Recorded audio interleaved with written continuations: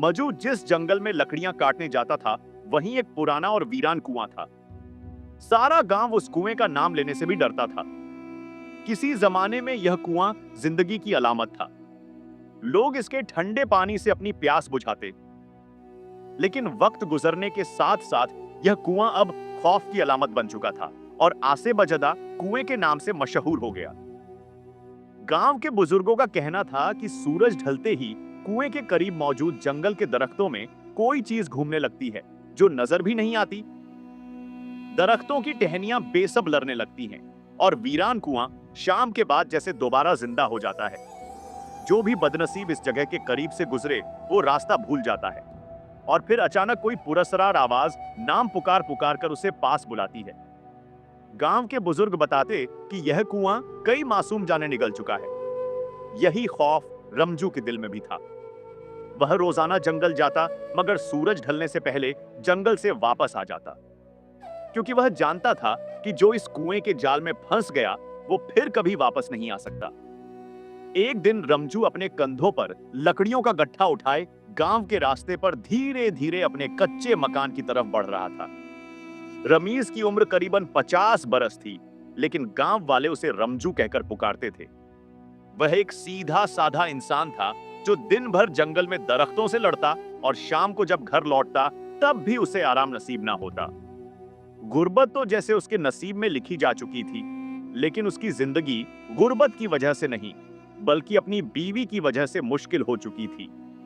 हर रोज वापसी पर उसे यही ताना सुनने को मिलता, तुम्हारी कमाई बहुत कम है, तुम किस काम के आदमी हो, मैं तो उस वक्त को रोती हूं जब मैंने तुमसे शादी की थी। यह अल्फाज रमजू के कानों में जहर घोल देते। वो मेहनत से जो भी कमाता उसकी बीवी एक पल में उससे छीन लेती। रमजू के कपड़े बोसीदा और जूते फट चुके थे, मगर उसकी बीवी को इस सब की कोई परवाह ना थी। आज भी जब वह घर के करीब पहुंचा तो बेबसी की तस्वीर बने दरवाजे पर रुक गया और एक पल को सोचने लगा, क्या मेरी जिंदगी हमेशा ऐसे ही रहेगी? नहीं, आज से मैं जो भी कमाऊंगा मैं उसमें से कुछ हिस्सा अपने पास रखूंगा ताकि नए जूते और कपड़े खरीद सकूं। चुनांचे उसने ऐसा ही किया। वो कई दिन थोड़े थोड़े पैसे जोड़ता रहा और उसने यह बात अपनी बीवी से छुपा कर रखी। लेकिन जब उसकी बीवी को इस बात का पता चला तो वो गुस्से में उस पर बरस पड़ी। वो कहने लगी, फौरन यह रकम मेरे हवाले कर दो वरना तुम्हारा हाल बुरा कर दूंगी। रमजू, जो बहुत सीधा साधा इंसान था, नरमी से कहने लगा, लेकिन मैंने यह रकम सिर्फ अपने कपड़े और जूते खरीदने के लिए रखी थी। मेरे कपड़े पुराने और बोसीदा हो चुके हैं और जूते भी फट चुके हैं। तुम इतना गुस्सा क्यों कर रही हो? बीवी ने झुंझुलाकर जवाब दिया। तुम्हारी इतनी जुर्रत कैसे हुई कि तुम मुझसे अपनी कमाई छुपा कर रखो? यह कहने के बाद वह उस पर झपट पड़ी। इसके बाद इतना हंगामा हुआ कि यह समझना मुश्किल था कि दोनों सलामत कैसे बच निकले। यही वह लम्हा था जब रमजू के सब्र का पैमाना लबरेज हो गया। उसने पहली बार सोचा कि अब वह मजीद इस जिल्लत को बर्दाश्त नहीं करेगा। शाम का वक्त था और अंधेरा छा चुका था। रमजू इसी गुस्से में जंगल के रास्ते पर चल निकला, मगर उसे अंदाजा न था कि शाम के वक्त जंगल की तरफ जाना उसकी जिंदगी को हमेशा के लिए बदल देगा। घर से निकलते वक्त उसने अपनी बीवी से सिर्फ इतना कहा कि वह उसके पीछे ना आए, लेकिन अभी वह ज्यादा दूर नहीं गया था कि उसकी बीवी भी गधे पर सवार होकर उसके पीछे रवाना हुई। वह खुद से बड़बड़ाते हुए कह रही थी, जरूर इसने कुछ दौलत मुझसे छुपा रखी है, मैं भी इसका पीछा कभी नहीं छोड़ूंगी। जल्द ही रमजू को भी मालूम हो गया कि उसकी बीवी उसके पीछे आ रही है, मगर उसने अनजान बनने में ही बेहतरी जानी। जब वह जंगल में पहुंचा तो फौरन लकड़ियां काटना शुरू हो गया। उसकी बीवी उसे दूर से देखती रही, फिर बेचैनी से इधर उधर टहलने लगी, यहां तक कि वह उसी पुराने कुएं की तरफ जा पहुंची। वह उसमें झांक कर देखने ही वाली थी कि रमजू की ऊंची आवाज जंगल में गूंजने लगी, खबरदार, कुएं से दूर रहो, रुक जाओ, वापस आओ। लेकिन बीवी ने उसकी बात पर कोई ध्यान ना दिया। हालांकि वो रमजू की आवाज को सुन चुकी थी। उसने एक और कदम आगे बढ़ाया और वहीं लड़खड़ाने लगी। अचानक धुएं ने कुएं को अपनी लपेट में ले लिया और पलक झपकते ही वह कुएं की तह में जा पहुंची। ऐसे लगा जैसे किसी अनदेखी ताकत ने उसे कुएं के अंदर खींच लिया हो। रमजू चूंकि बीवी से नाराज था और कुएं से बहुत डरता भी था, लिहाजा उसने फैसला किया कि उसकी बीवी इस काबिल नहीं कि उसके लिए परेशान हुआ जाए। फिर वह अपने गड्ढे पर बैठा और सीधा घर वापस चला आया। रात के वक्त जब रमजू घर में अकेला था तो घर के दरवाजे पर दस्तक हुई। उसे किसी के कदमों की आहट सुनाई देने लगी। फिर उसकी बीवी की आवाज उसके कानों में सरगोशियां करने लगी। उसने मुड़कर देखा, लेकिन घर में उसके अलावा कोई भी मौजूद ना था। उसे ऐसा महसूस हुआ जैसे उसकी बीवी उसे कुएं पर मदद के लिए बुला रही हो। अगले ही दिन वह दोबारा जंगल में गया तो उसने खुद से कहा, चलो देखता हूं उस बेचारी का क्या हुआ। वो डरते डरते कुएं के किनारे पहुंचा और अंदर झांक कर देखने लगा, मगर उसे अपनी बीवी का कोई निशान ना मिला। अब उसे अपने गुज़श्ता दिन के रवैया पर अफसोस होने लगा। उसने सोचा कि चाहे वह जितनी भी झगड़ालू हो, आखिर उसकी बीवी है। अब वो परेशान था कि उसकी बीवी कहां गई होगी। वह यही सोच रहा था कि अचानक कुएं से अजीबोगरीब आवाजें आने लगी। उसे कभी अपनी बीवी के चिल्लाने की आवाजें आती और कभी किसी और खौफनाक मखलूक के गुर्राने की आवाजें। रमजू बहुत घबराया, लेकिन यह जानकर उसे तसल्ली भी हुई कि उसकी बीवी अभी तक जिंदा है। फिर उसने एक रस्सी ली, उसे कुएं में डाला और पुकारने लगा, अगर तुम मुझे सुन सकती हो तो रस्सी पकड़ लो, मैं तुम्हें ऊपर खींच लूंगा। कुछ देर बाद उसने महसूस किया कि रस्सी अकड़ गई है और किसी ने उसे मजबूती से पकड़ लिया है। चुनांचे वह पूरी ताकत लगाकर रस्सी को ऊपर खींचने लगा। वो खींचता रहा यहां तक कि थकन से चूर हो गया। फिर रस्सी का सिरा ऊपर आया और उस सिरे पर जो चीज निकली, उसे देखकर उसका कलेजा मुंह को आ गया। एक खौफनाक साया उसके सामने मंडलाने लगा। वह एक जिन था। उसने अपनी भारी आवाज में रमजू से कहा, मुझसे खौफ मत खाओ। तुमने मुझे एक बड़े अजाब से निजात दिलाई है और मैं तुम्हारी यह मेहरबानी कभी नहीं भूलूंगा और तुम्हें इनाम दूंगा। हैरानो परेशान रमजू उससे पूछने लगा, मैंने तुम्हें किस अजाब से निजात दिलाई है? वो जिन जवाब में कहने लगा, मैं कई सालों से इस पुराने कुएं में सुकून से जी रहा था। कल रात से पहले तक मेरी जिंदगी में कोई खलल ना था। हाँ, मैं मानता हूं, मैं कभी कभी शरारत से लोगों को रास्ता भटका दिया करता था। इससे ज्यादा मैंने कभी किसी को तंग नहीं किया। लेकिन कल रात एक औरत मेरे ऊपर आ गिरी। यह कोई बहुत ही खतरनाक मखलूक है। उसने तो मेरा जीना अजाब कर दिया था। मैंने जिंदगी में कभी किसी को इतना बोलते और चिल्लाते हुए नहीं देखा। जब तुमने रस्सी डाली तो मैंने उसे पकड़ लिया और इस अजाब से मुझे छुटकारा मिला। तुम्हारी इस नेकी के बदले मैं तुम्हें इनाम देना चाहता हूं। यह कहने के बाद उस जिन ने 3 पत्ते निकाले और रमजू को देते हुए कहने लगा, मेरी बात गौर से सुनो। अब मैं यहां से जाऊंगा और बादशाह की बेटी के जिस्म में घुस जाऊंगा। इसके बाद वह शदीद बीमार हो जाएगी। तबीबों और आलिमों को बुलाया जाएगा, मगर सब बेबस हो जाएंगे। जब तुम्हें उसके बीमार होने की खबर मिले तो फौरन बादशाह के पास जाना और यह 3 पत्ते लड़की के माथे पर रख देना। जैसे ही तुम इन 3 पत्तों को उसके चेहरे पर लगाओगे, मैं उसके जिस्म से निकल जाऊंगा। वह बिल्कुल ठीक हो जाएगी और तुम्हें खूब इनामों कराम मिलेंगे। लकड़हारे को यह तदबीर बहुत उम्दा लगी। चुनांचे वह जिन से इजाजत लेकर वहां से चला गया। उसने कुएं में गिरी अपनी बीवी को यह सोचकर वहीं छोड़ दिया कि इसे भी सबक मिलना चाहिए। इसने तो दव को भी तंग कर दिया। जैसे ही रमजू वहां से रवाना हुआ, वो जिन भी सीधा बादशाह के महल जा पहुंचा और उसकी बेटी के जिस्म में घुस गया। बेचारी शहजादी गुमसुम सी रहने लगी। एक दिन वह जोर जोर से चिल्लाने लगी, मेरे सर में बहुत दर्द है।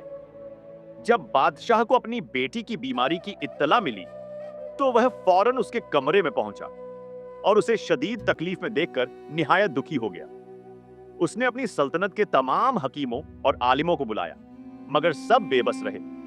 शहजादी मुसलसल कराताहती रही और उसकी तकलीफ बढ़ती जा रही थी। बादशाह बहुत परेशान था।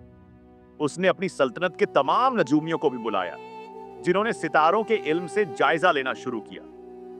हर एक ने अलग अलग इलाज तजवीज किया, मगर शहजादी की हालत मजीद बिगड़ती जा रही थी। उधर रमजू ने घर आते ही सब कुछ भुला दिया। वो अपनी बीवी के बगैर बहुत खुश था। अपनी इसी खुशी में वो जिन के दिए हुए 3 पत्तों को भी भूल बैठा। फिर एक दिन उसने बादशाह की तरफ से ऐलान सुना, मेरी बेटी सख्त बीमार है। हकीम उलमा और नजूमी सब नाकाम हो चुके हैं। जो भी मेरी बेटी की मदद कर सकता है वो आगे आए और उसका इलाज करे। अगर उसने मेरी बेटी को ठीक कर दिया तो मैं अपने खजानों के मुंह खोल दूंगा। ऐलान सुनते ही रमजू को जिन के दिए हुए 3 पत्तों का ख्याल आया और वो फौरन बादशाह के महल की तरफ चल निकला। जब बादशाह ने उससे पूछा कि क्या तुम शहजादी को ठीक कर सकते हो, तो रमजू ने नखरे दिखाने शुरू कर दिए। उसने कुछ सोचते हुए कहा, हाँ मैं ठीक कर सकता हूं, मगर पहले मेरे खाने का बंदोबस्त करो। खाली पेट मुझसे इलाज नहीं होता। उसके सामने तरह तरह के खाने रखे गए और जब उसने पेट भरकर खा लिया तो बादशाह उसे फौरन बीमार शहजादी के कमरे में ले गया। शहजादी अब भी शदीद तकलीफ में थी। रमजू ने तीनों पत्तों को पानी से तर किया और उन्हें शहजादी की पेशानी पर रख दिया। फौरन ही उसका दर्द गायब हो गया और वह ऐसे तंदुरुस्त हो गई जैसे कभी बीमार ही ना हुई हो। बादशाह ने बेशुमार दौलत रमजू पर नछावर कर दी और उसका शुक्रिया अदा करते हुए महल से इज्जत के साथ रुखसत किया। अब रमजू अपनी जिंदगी से बहुत खुश था, लेकिन कभी कभी उसे अपनी बीवी का भी ख्याल आता, मगर उसे वापस लाने की हिम्मत ना करता। वह रोजाना सुबह शाम कुएं पर जाता और खाने की एक टोकरी और पानी का मशकीजा रस्सी की मदद से कुएं में उतारकर वापस चला आता। वक्त इसी तरह गुजरता रहा। अचानक एक दिन रमजू ने बादशाह की तरफ से एक और ऐलान सुना। वह मायूस लहजे में कह रहा था, पड़ोसी सल्तनत का बादशाह, जो कि मेरा दोस्त भी है, उसकी बेटी बिल्कुल वैसी ही तकलीफ में मुब्तला हो चुकी है जैसी तकलीफ मेरी बेटी ने काटी। क्या कोई ऐसा आदमी है जो मेरे दोस्त की बेटी का इलाज कर सके या उस लकड़हारे का पता बता सके जिसने मेरी बेटी को ठीक किया था? रमजू ने बादशाह के इस ऐलान पर कोई तवज्जो ना दी। वह अपनी जिंदगी में मग्न था और उसे मजीद किसी इनाम का लालच भी ना था। लेकिन जब बादशाह के कारिंदे उसके घर तक आ पहुंचे तो वो इनकार भी ना कर सका। लिहाजा वह पड़ोसी सल्तनत के दरबार की तरफ रवाना हुआ। जैसे ही वह दरबार में पहुंचा, उसे फौरन बीमार शहजादी के पास ले जाया गया। रमजू समझ गया कि एक बार फिर उसका सामना उसी कुएं के जिन से है। उसने वह पत्ते निकाले और शहजादी के सर पर रखने लगा, लेकिन एक ऊंची आवाज उसके कानों में गूंजी, रुक जाओ। फिर वो जिन इंसान का रूप धार कर उसके सामने खड़ा हो गया और कहने लगा, तुमने पहले मुझ पर एहसान किया था और मैंने भी बदले में तुमको इनाम दिलाया, मगर अब तुम यह नहीं कह सकते कि मैं तुम्हारा मकरूज हूं। मैंने बादशाह की बेटी तुम्हारी वजह से छोड़ दी और अपने लिए एक और तलाश कर ली। क्या तुम अब यह भी मुझसे छीनना चाहते हो? अगर तुमने ऐसा किया तो मैं दोनों शहजादियों को गायब करके अपने साथ ले जाऊंगा। यह सुनकर रमजू परेशान हुआ। फिर उसके जहन में एक तरकीब आई और कहने लगा, मैं यहां शहजादी के लिए नहीं आया। यह तो तुम्हारी मल्लिकियत है। तुम्हारे मुंह पर बहुत एहसान है। अगर तुम चाहो तो मेरी बीवी को भी अपने साथ ले जाओ। जिन हैरतज़दा होकर रमजू से पूछने लगा, फिर तुम यहां क्यों आए हो? रमजू अफसुदगी से बोला, वो औरत जो कुएं में गिरी थी वही तो मेरी बीवी है। मैंने उससे जान छुड़ाने के लिए उसे कुएं में छोड़ दिया था। यह सुनकर जिन के चेहरे का रंग जर्द पड़ने लगा और परेशान होकर बोला, क्या वो तुम्हारी बीवी है? क्या वह अब भी कुएं में मौजूद है या बाहर आ गई? रमजू कहने लगा, हाँ, वो औरत जिसने एक ही दिन में तुम्हारी भी नाक में दम कर दिया था, वो मेरी ही बीवी है। मैंने तो लाख कोशिश की कि उससे पीछा छुड़ा सकूं, लेकिन मैं जहां भी जाता हूं वह मेरा पीछा करती है। अब भी वह बाहर दरवाजे के पीछे खड़ी है। यह सुनते ही जिन घबराया। उसने पहले जमीन की तरफ देखा, फिर आसमान की तरफ, फिर एक जोरदार चीख मारी। वह फौरन सुल्तान की बेटी के जिस्म से निकल गया और सच्चाई जाने बगैर वहां से गायब हो गया। यूं दोनों शहजादियां सेहतियाब हो गई और रमजू को दोनों बादशाहों की तरफ से खूब इनाम भी मिला। वह बड़ी शान से अपने घर में वापस पहुंचा। लेकिन जब वह रात को अकेला बैठा था तो उसे अपनी बीवी का ख्याल आने लगा। उसने सोचा, मैं तो एक गरीब सा आदमी था और मुझे जो कुछ मिला दर हकीकत मेरी बीवी ही की वजह से मिला है। वो जैसी है, अगर वैसी ना होती तो यह दौलत और शानो शौकत कभी मेरे हिस्से में ना आते। यह सोचते ही उसने अपने घोड़े निकाले और जंगल की तरफ रवाना हो गया। वहां पहुंचकर उसने रस्सी की मदद से अपनी बीवी को बाहर निकाला और दोनों घर की तरफ बढ़ने लगे। रमजू की बीवी बिल्कुल खामोश और गुमसुम थी। रमजू ने सोचा कि वो बदल चुकी है और अब पहले जैसी नहीं रही। लेकिन फिर जैसे ही वह घर पहुंचे, रमजू की बीवी ने उसे बुरा भला कहना शुरू कर दिया। इतने दिन मुझे यहाँ कुएं में छोड़कर खुद बादशाह के दरबार में मौज मस्ती करते रहे। उसने अगले ही दिन रमजू को कुल्हाड़ा थमाकर वापस लकड़ियां काटने भेज दिया और सारी दौलत पर कब्जा जमा लिया। लेकिन हैरत की बात यह थी कि रमजू ने उसकी किसी बात का बुरा ना मनाया, बल्कि खुशी खुशी अपनी बीवी की बातों को मानने लगा। चंद ही दिन गुजरे थे कि बीवी का रवैया भी तब्दील हो गया और दोनों खुशी खुशी रहने लगे। दोस्तों, हमें अक्ल और सब्र का दामन कभी नहीं छोड़ना चाहिए। खास तौर पर मियां बीवी के रिश्ते में कभी कभी जो चीज हमारी जिंदगी में सबसे बड़ी मुसीबत लगती है, वही चीज हमारे लिए सबसे बड़ी कामयाबी का सबब बन सकती है। उम्मीद है आपने इस कहानी से बहुत कुछ सीखा होगा।